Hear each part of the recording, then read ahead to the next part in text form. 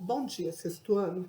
Vamos começar a falar hoje começar não, nós já começamos o capítulo 12, transição da Idade Antiga para a Idade Média.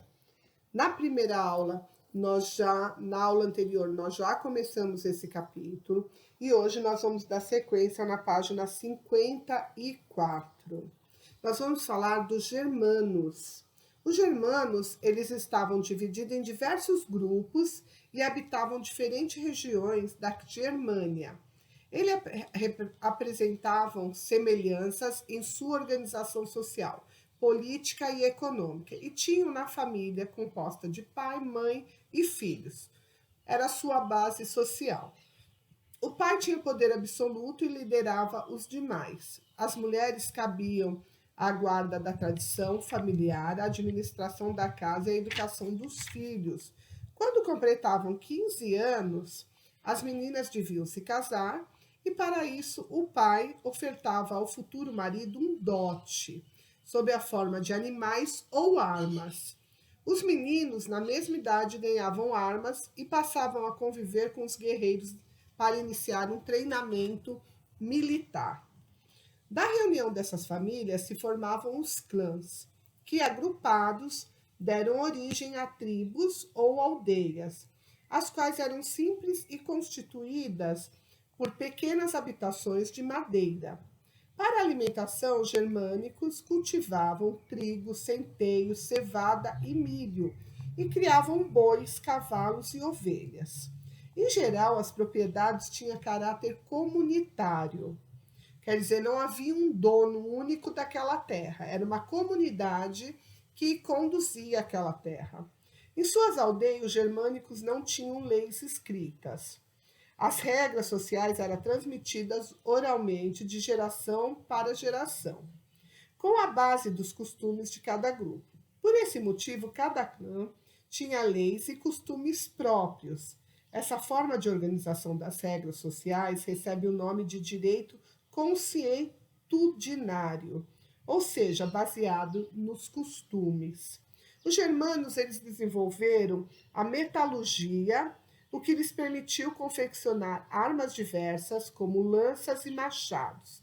Além de armaduras, apesar de desenvolver trabalhos agropastorais, a guerra era sua principal atividade, pois possibilitava conquistar terras e prisioneiros para os seus trabalhos agrícolas, quer dizer, escravos, né, gente? Em tempos de paz não havia líderes que tivessem autoridade sobre os grupos. Entretanto, em períodos de crise, os representantes das tribos se reuniam na Assembleia de Guerreiros para decidir sobre a paz ou a guerra, a eleger, em caso de guerra, um chefe militar. Embora o novo líder tivesse poder quase absoluto, era esperado que ele agisse de forma justa com seus guerreiros. O líder, ele garantia a manutenção de sua posição com a distribuição do butim. O butim era um produto de roubo ou pilhagem entre os germanos. Era comum os guerreiros receberem terras e cavalos, mediante a confiança adquirida com os guerreiros. Estes, por sua vez, tinham por obrigação jurar fidelidade a seu novo comandante. Esse vínculo estabelecido entre os germanos era conhecido como comitatus. Entre os germanos havia diferenças sociais baseadas na distribuição do poder e de privilégio. Observe o quadro a seguir. Então tinha os nobres, os homens livres, os homens semilivres e os escravizados. Os nobres, eles eram integrantes de uma aristocracia hereditária com fortuna acumulada, comandavam a assembleia de guerreiros.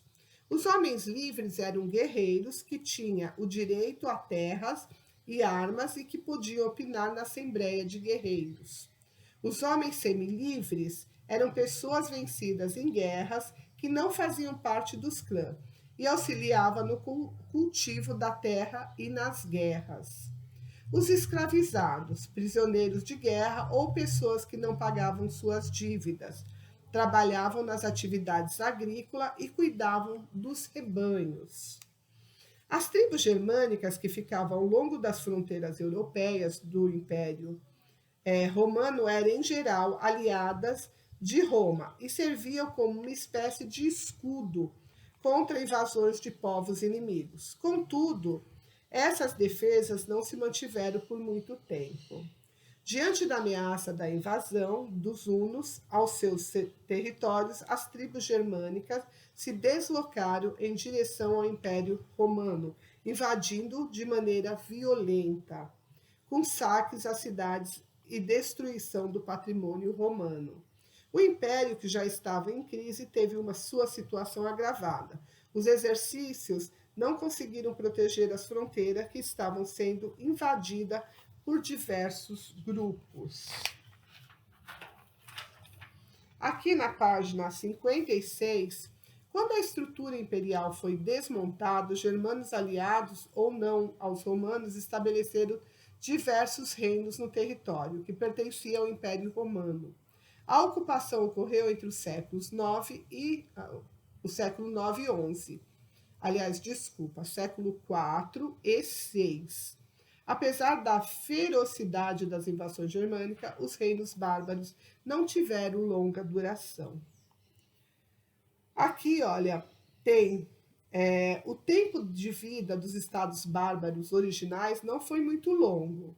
A expansão franca subjugou os burgúndios e expulsou os visigodos da Gália. As excursões bizantinas esmagaram os vândalos da África e, depois de uma longa guerra desgastante, exterminaram os ostrogodos da Itália.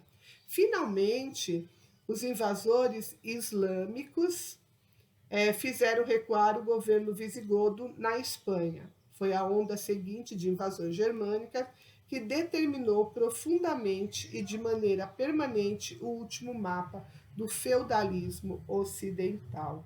Aqui tem uma ilustração do general Tariq, comandante dos árabes, está prestes a atingir Rodrigo, o último rei visigodo. Aqui embaixo nós temos, use as palavras do quadro para completar as frases a seguir. Os rios Danúbio e Reno delimitaram a fronteira entre a Germânia e o Império Romano. O Alarico era o nome do rei visigodo que saqueou Roma em 410. Seu objetivo era formar um reino visigodo, mas ele faleceu nesse mesmo ano. A guerra era elemento fundamental para o estilo de vida das tribos germânicas, pois possibilitava conquistar terras e prisioneiros para os trabalhos da agricultura. D. O produto da prática de roubo ou pilhagem realizada durante as invasões bárbaras era conhecido como butim. Um dos vínculos de fidelidade dos guerreiros germânicos com seus líderes era conhecido como comitatus. A movimentação dos hunos levou diversos grupos germanos a deslocar em direção ao território e saqueando-os. Os reinos germânicos. Quando os germanos derrotaram os romanos, organizaram vários reinos, transformando assim a antiga divisão territorial da parte ocidental do império. Os novos reinos, entretanto, tiveram um curto tempo de duração, porque outras invasões ocorreram. Somente os francos conseguiram resistir e expandir seus domínios, constituindo aos poucos um grande império. Aqui nós temos o mapa dos reinos germânicos do século V, estabelecimento dos povos bárbaros na Europa no século V. A convivência entre germânicos e romanos fundiu duas culturas diferentes, que deram origem a novos hábitos e organizações sociais. A falta de oportunidade de trabalho e as constantes agitações sociais levaram as populações a abandonar as cidades.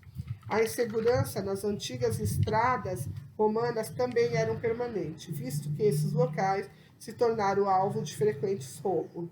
O comércio entrou em decadência, pois no interior das províncias, pequenas oficinas produziam o necessário para abastecer os mercados locais.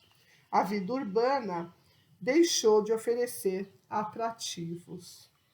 As guerras, crises políticas, fome e doenças também abalaram a população. Para os cristãos, a situação parecia um castigo divino pela crueldade que havia caracterizado o poder do império. As consultas sociais não se baseavam mais nas leis romanas escritas, mas na fidelidade estabelecida entre as pessoas. A derrocada da unidade política e do poder do Império Romano do Ocidente, associada à organização e ao estabelecimento de uma sociedade mais pluralizada e cristã, marcou o fim da antiguidade. Aqui na página 58, a religião dos povos germânicos.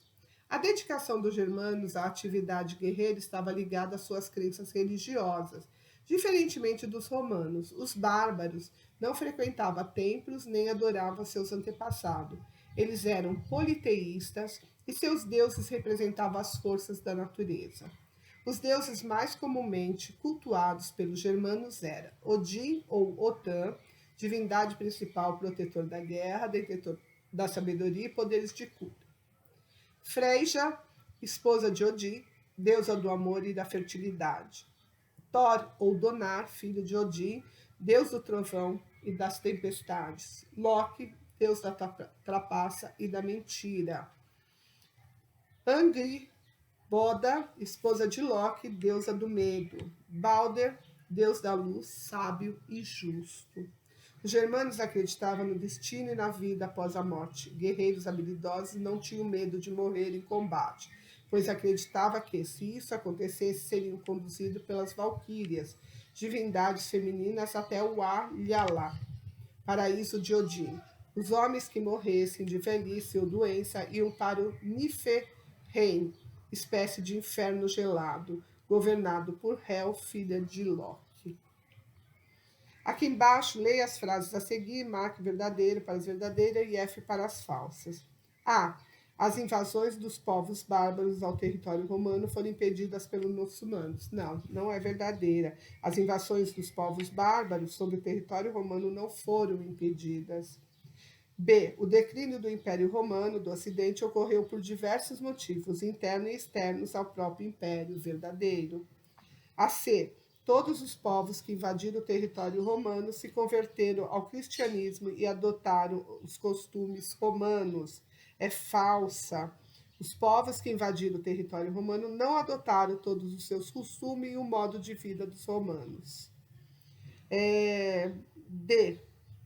O modo de vida germânica era muito similar ao romano, por isso os dois povos se uniram para preservar o Império Romano diante da ameaça externa. É falso. O modo de vida germânico era muito diferente do romano, ok? Os francos e a identidade cristã no Ocidente, página 59.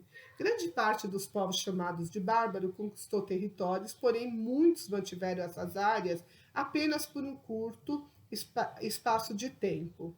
Um dos motivos para isso foi o fato de diversos desses grupos não terem estabelecido estados que unificassem vários povos sob uma administração central e um único líder.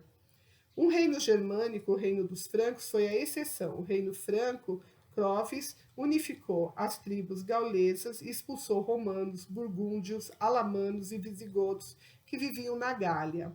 Esse rei, que governou entre 481 e 511, estabeleceu uma administração centralizada e se converteu ao cristianismo, o que contribuiu para unir o povo em torno de uma só religião. Depois da morte de Clovis, a dinastia merovíngia, descendentes do rei franco Merovel, 411 a 458, foi continuada por reis despreparados para o ofício. Eles ficaram conhecidos como reis indolentes, quer dizer, reis preguiçosos, por deixarem que os prefeitos do palácio, major-domos, cuidassem da administração. Esse cargo tinha características semelhantes à dos cargos de primeiro-ministro da atualidade ou, no país que não tem, presidente da República. Um prefeito do palácio chamado Carlos Martel foi quem conteve a expansão dos árabes em direção à Europa na Batalha de Poitiers. Seu filho, Pepino o Breve, deu início à dinastia carolíngia. Ele derrotou os lombardos, que ocupavam a parte de Pepino o Breve. Nesse momento, efetivou-se a divisão entre o poder espiritual e o poder temporal. A gente encerra por aqui. Na próxima aula, a gente volta na página 60, ok? Tchau, pessoal. Até a próxima aula.